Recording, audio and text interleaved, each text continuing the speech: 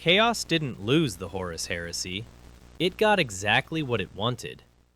You've been told the Imperium won, that the God Emperor's noble sacrifice saved us all. That's the version they drill into you in scholas, carve into monuments, and chant in 1,000,000 candlelit chapels. For 10,000 years, humanity has known nothing but war, misery, and decay.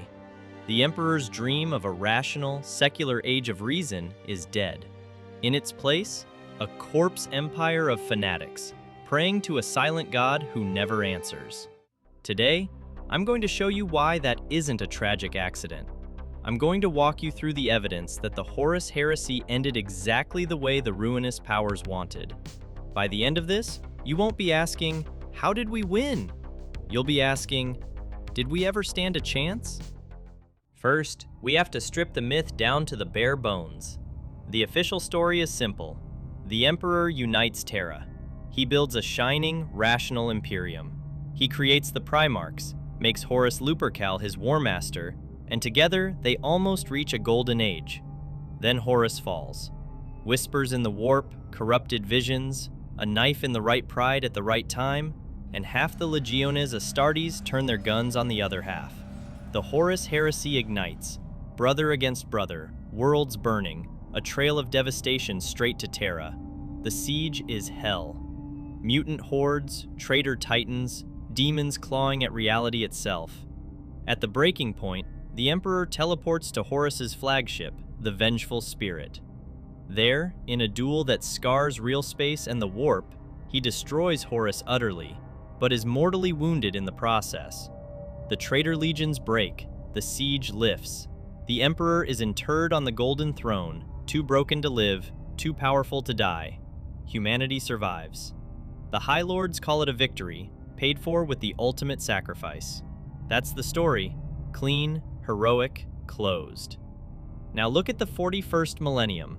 The Imperium is a rotting colossus propped up by dogma and fear. Innovation is heresy. Mercy is weakness. Billions live and die in darkness, never seeing a clear sky, never knowing a day without war. Does that feel like a win? Here's the question that cracks the whole narrative. If we won the heresy, why has the Imperium been dying ever since? Because in the deepest, redacted strata of the archives, a different pattern emerges. One where this victory isn't a triumph over chaos at all.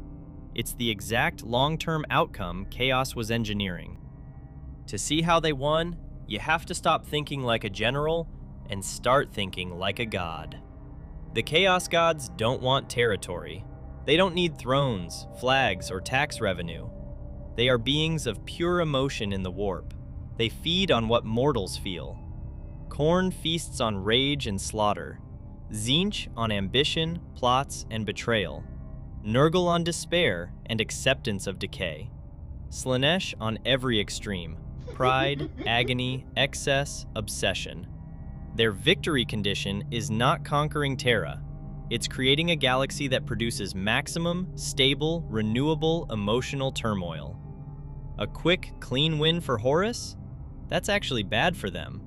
Yes, the fall of the Imperium would have been spectacular. A few centuries of screaming anarchy. But then, humanity burns out. Civilizations collapse. The food source shrinks. The great game between the gods resets to a smaller, quieter board. So they played a different game. They didn't need Horus to rule forever. They needed him to break the future the Emperor was building and lock humanity into something much worse. A permanent, industrial-scale misery engine. The Horus Heresy wasn't their attempt to topple mankind in one strike. It was them planting the seeds of a slow, controlled collapse, one that could feed them for 10,000 years. And here's the genius part. They didn't want the Emperor dead. They wanted him imprisoned.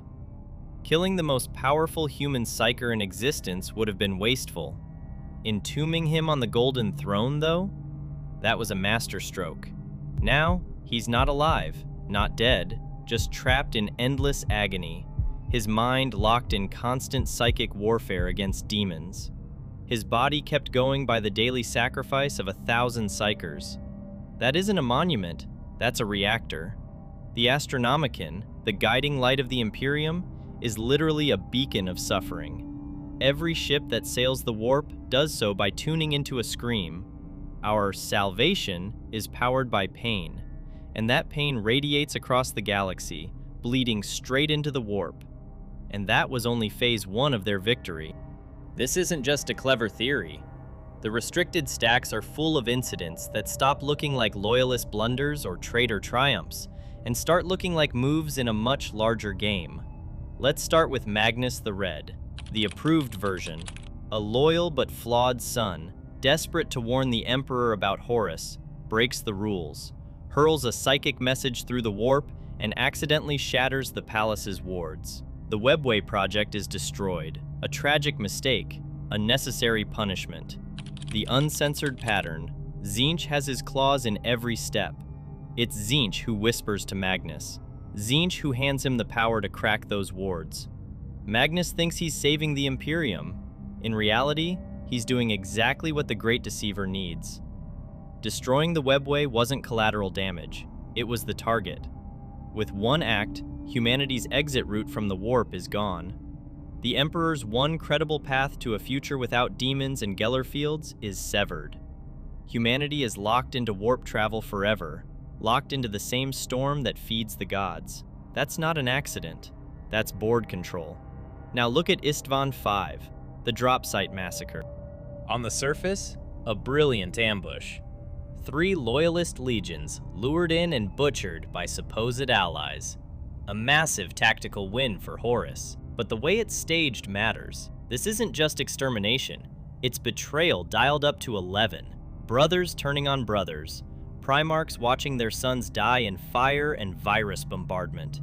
Entire legions realizing, too late, that the men beside them have been planning their deaths for months. The psychic shock of that kind of betrayal, on that scale, from warriors that potent, that's not just a battle, that's a ritual. Terror, hatred, despair, guilt, offered up in a single planetary scream. Horus gets a battlefield advantage, the gods get a feast, and then there's the Cabal and the Alpha Legion. The Cabal shows Alpharius and Omegon 2 futures.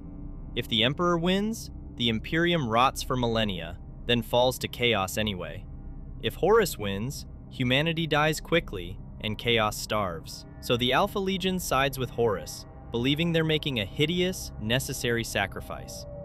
Ask yourself, who benefits from visions like that existing in the first place? Perfect knowledge of branching futures, all conveniently framed as a lesser evil choice that has Tzeentch's handwriting all over it.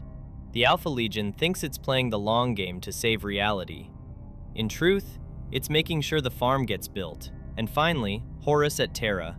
Those last decisions don't look like someone trying to win. They look like someone fulfilling the last steps of a ritual. Why lower the void shields on the vengeful spirit? Why invite the Emperor aboard instead of finishing the siege from safety? Arrogance is the official answer, but arrogance doesn't explain the pattern. By that point, Terra is already a planet-wide altar. Billions dead in agony, the warp screaming with emotion. Lowering the shields isn't just a taunt, it's opening the sanctum, inviting the final piece onto the sacrificial stage. Horus doesn't need to survive.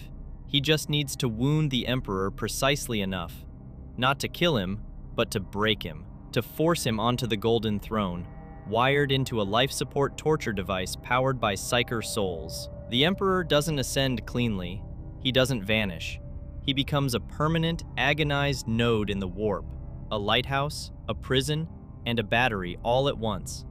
From the gods' perspective, that's checkmate. So here we are, in the 41st millennium. The victory of the Horus Heresy created an Imperium that is the mirror image of everything the Emperor didn't want. A galaxy-spanning theocracy, a bureaucracy that murders ideas on sight, an empire whose official slogan may as well be, "There is only war." This is not a failure state for chaos. This is the design spec. They didn't want to sit on Terra's throne. They wanted to curdle reality around it, to turn humanity into a perpetual motion machine of fear, rage, despair, and fanaticism. And they succeeded. Every guardsman who dies screaming at an enemy he can't understand feeds corn. Every noble strangling a rival's ambitions in the dark feeds Tzeentch. Every hive choked by plague and resignation feeds Nurgle. Every cardinal preaching holy excess in gold-plated cathedrals feeds Slaanesh. The heresy didn't end when Horus fell. It entered maintenance mode. We are the end state the Chaos Gods wanted. The Emperor didn't simply fail. He was repositioned. The greatest champion of mankind, bound into a machine that turns his people's suffering into power for the very forces he fought. The greatest sacrifice ever made, redirected to the ruinous powers. We hope to see you next time, and thanks for watching.